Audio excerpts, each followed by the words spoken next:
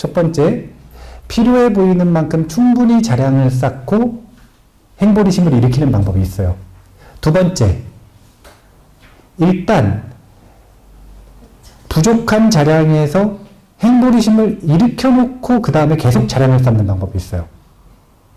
그래서 제가 이야기하는 자량, 필요한 자량은 그 최소한의 자량을 쌓는데 1년 걸리겠는가 3년 걸리겠는가 이걸 묻는 거거든요. 한 1년 정도 지나면 보살계를 내가 받을 만하겠다. 또는 한 3년 정도 지나면 받을 만하겠다. 항상 제가 정진바람을 품에서 강조하는 이 자신감이라고 하는 걸 중요시 여기지 않습니까? 자신감이 없는 이는 수행을 당연히 못합니다. 못한다는 건 무슨 뜻이냐면 흉내를 낼 수 있지만 수행에 효율이 없어요. 왜냐하면 앉아있으면서 딴 생각을 계속하니까. 수행하는 것과 반대 생각을 계속하니까요. 수행은 마음의 일인데 앉아있는 거는 똑같지만 마음에서는 거꾸로 계속하고 있는 거죠. 이 거꾸로 가는 마음을 통제할 수가 없는 거예요. 자신감이 없는 사람들은. 그래서 보살계를 받고 행보리심을 일으킨다라고 하는 것도 진짜 좋은 길이에요. 왜냐하면 원보리심을 일으키는 것만으로도 윤회의 감옥에 갇혀있는 불쌍한 중생의 상태에서도 모든 인간과 천신들이 그를 존경하고 보호하고, 부처님 뭐라고 표현하셨냐면은 자신의 눈동자를 보호하듯 그를 보호하라 이렇게 얘기하셨어요. 모든 천신들에게 이렇게 명령을 내리셨어.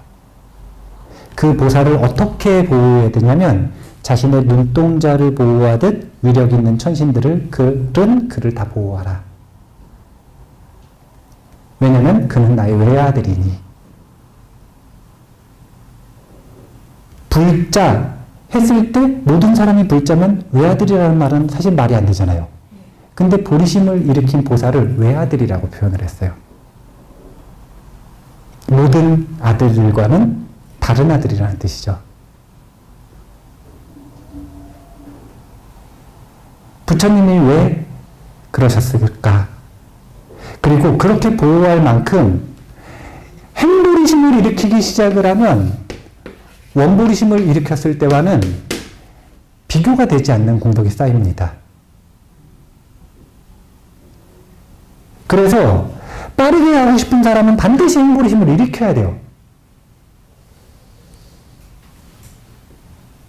하지만 최소한의 준비가 되지 않았다면 그게 뭐냐면 행보리심을 일으킬 수 있는 근거가 되는 이 칠지공양이 충분히 되지 않았다면 그러면 자신감이 없는 상태에서 보리심을 받아 지녀봐야 꺾일 뿐이다.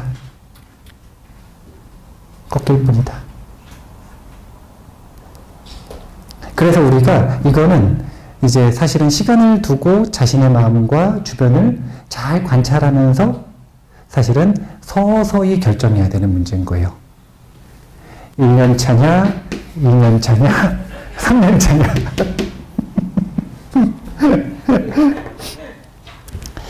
자, 그렇게 되면 이제 바로 보리심을 일으키다라고 하는 부분이잖아요. 여기 나오잖아요. 바로 보리심을 일으키다.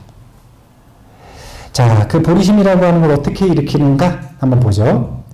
과거의 모든 부처님들께서 보리심을 일으키시고 보살의 모든 수행 단계를 순서대로 잘 배우신 것처럼 저도 그와 같이 모든 중생들을 위해 보리심을 일으키고 보살 수행의 모든 단계를 순서대로 잘 배워 완수하겠나이다. 이제 여기서 보면 이게 끝인데 보살의 모든 수행 단계라고 표현했지만 이거를 보살의 학처라고 표현을 합니다. 학처 할 때 처가 장소라는 뜻이잖아요. 자, 보살은 어디서 살아가는 거냐? 행보리심을 받는다라고 하는 건 집을 준 거예요.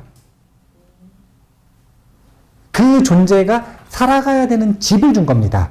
그걸 학처라고 하는 거예요. 그 학처가 무엇이냐면 보살계라고 하는 개체입니다. 여기서 모든 수행 단계라고도 표현을 했고, 그 다음에 학처라고도 표현을 했고, 그리고 또 뭐라고 했냐면은, 두 가지로 표현했네요. 예. 그렇게 표현을 했는데, 그게 뭐냐면, 10중 대계와 48 경구계라고 하는 그 항목을 통해서 배워야 되는 마음가짐. 이걸 말하는 거예요. 이걸 받아들이고 그것을 자신의 삶에서 완전히 습관으로 만든다면, 그러면 이제 이 보살은 보살의 학처에서 머무르고 있는 겁니다. 이게 보살계라고 하는 행보리심을 일으키는 의궤이기도 하고요. 행보리심을 일으킨 이가 갈고 닦아야 되는 마음이기도 합니다. 그래서 행보리심의 내용이에요. 길게 표현하면 10중대계 48 경구계고요. 짧게 표현하면 육바라밀인 거예요. 육바라밀, 그러면은 잘하는 사람은 한순간에 관상이 되지만, 그렇지 않은 사람은 육바라밀, 그거 뭐 어떻게 실천하는 건데요? 그럴 수 있잖아요. 그걸 자세하게 풀어 쓴 게 10중대계 48 경구계입니다. 이 보살계를 받아야 이제 행보리심을 일으켰다 라고 이야기를 하는 겁니다. 자, 보리심을 일으켜서 중생을 구해야 완전한 행복인 성불의 길로 나아갈 수 있대요. 그러면 그 보리심, 일으키고 싶은 마음이 나나요, 안 나나요? 아직 책임은 안 물어봤어요. 일단 마음은 나나요, 안 나나요? 그러니까 성불한다라고 하는 목적지가 있는데 거기 여행지인데 진짜 좋대요. 가고 싶은 마음은 나요, 안 나요? 그걸 원보리심이라 그래요. 그런데 10중대계 48 경구계를 바탕으로 해서 내 모든 자량을 중생에게 주겠다. 그리고 그걸 실천해 보겠다. 라고 하는 마음가짐은 충분히 나나요, 안 나나요? 그럼 아직 시간이 필요한 거예요.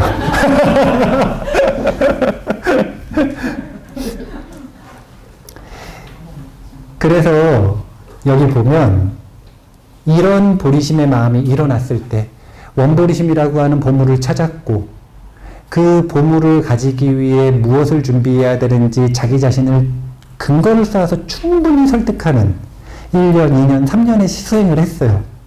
그리고 나서 드디어 이제 우리 보살계를 받아도 되겠습니다 라고 서로 동의를 해서 보살계를 탁 받고 나면 이런 마음이 난다는 거예요.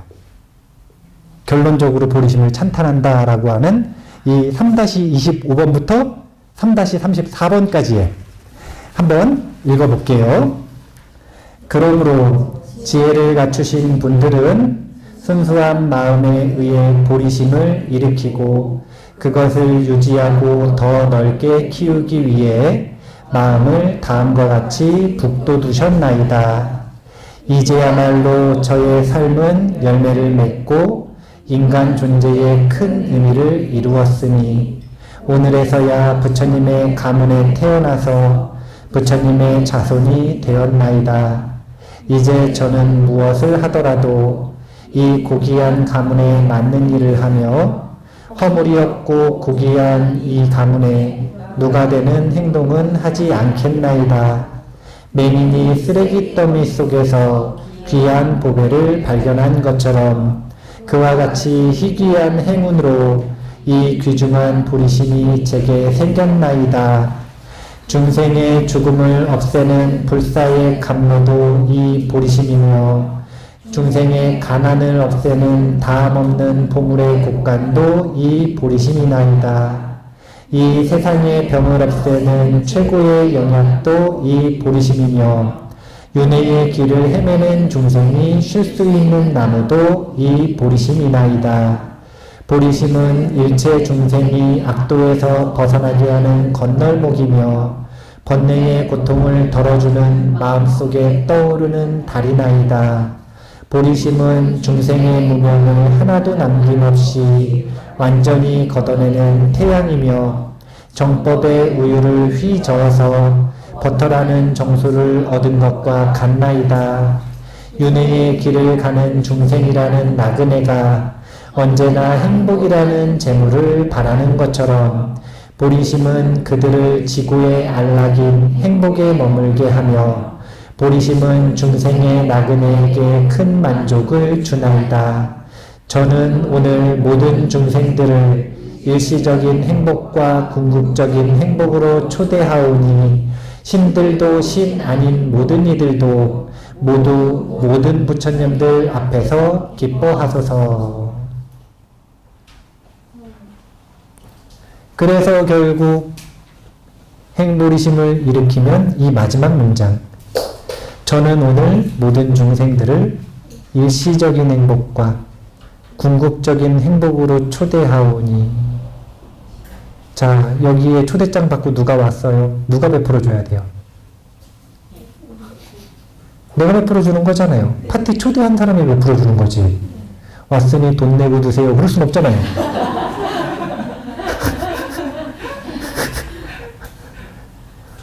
지금까지 쌓아놓은 모든 자량으로 인연 닿는 이들이 일시적인 행복과 궁극적인 행복으로 나아갈 수 있도록 나의 자량을 모두 주겠다. 앞으로 생길 모든 자량도 모든 중생, 전생의 나의 어머니들을 위해 일시적인 행복과 궁극적인 행복을 드리겠다. 그러니 그런 기쁜 행보리심을 일으키는 마음 하나가 그 마음이 모든 중생에게는 공익을 선사하는 큰 이익을 선사하는 기쁨의 장이 되는 것이기 때문에 그 마음으로 신들도 신 아닌 모든 이들도 함께 오시라고 초대를 하는 겁니다.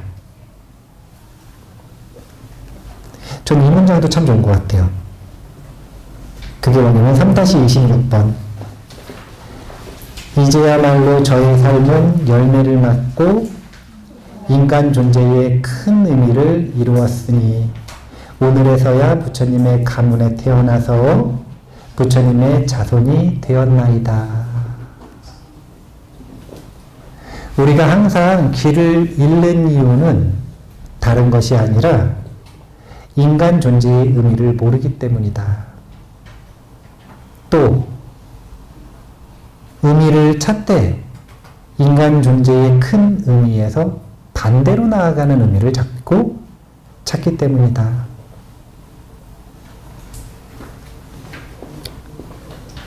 저는 보리심을 억지로 일으켜야 된다 이런 말을 할 수가 없어요. 억지로 안 나는 거니까. 흉내내는 것밖에 되지 않기 때문에 우리가 스스로 딱 하근기 법론은 3가지 주제인 거예요. 첫째, 원보리심 소개. 둘째, 행보리심을 일으키기 위한 자량을 쌓는 칠지공양. 그리고 자량이 쌓였다면 행보리심 일으키기. 만약에 아직 행보리심을 일으킬 준비가 되지 않았다면 1장, 2장, 3장을 집중적으로 100번, 1000번, 10,000번 자신의 마음에 새기는 과정들을 거칠 필요가 있습니다. 사실은 반칙이라 다음 시간에 4장 배울 거거든요. 이거 원래 반칙인 거예요. 사실 이상한 일이죠. 왜냐하면 행보리심을 일으키지 않은 이들에게 보리심 지키기를 알려드려야 되거든요. 지킬 게 없는데 지킬 게 없는데 보리심을 지키는 법을 알려드려야 되는 거예요. 하지만 이번에 기획된 건 보살의 마음을 실천하는 과정을 훈련하는 것이 아니라 입보살행론을 개론적으로 보는 이 교리 수업에 가깝기 때문에 이론의 속도를 실천이 따라가지 못하더라도 이론 수업을 그냥 하는 거니까 다음부터는 마음에서 뭔가 공감이 되지 않더라도 그냥 그러려니 하시면서 약간 남의 일을 보듯이 인문학 수업이라고 그냥 생각을 하시고 그렇게 보시면 될 것 같습니다. 4장부터는 이제 일으킨 보리심을 어떻게 보호할 것인가. 사띠의 주제가 완전히 달라지는 겁니다. 사띠의 최우선 주제가 완전히 달라지는 거예요. 이제는 호흡을 보지 않아요. 보살은. 오직 내 마음의 보리심을 봅니다. 그게 사띠의 중심점이 되는 거예요. 내 마음의 보리심이 잘 유지되고 보호되고 증장되고 있는가. 다음 시간에는 보살의 화두가 바뀌는 불방일품이라고도 하는데 그 내용을 한번 보도록 하겠습니다. 오늘 하근기 법문 이제 끝났습니다. 자, 마무리하겠습니다. 감사합니다.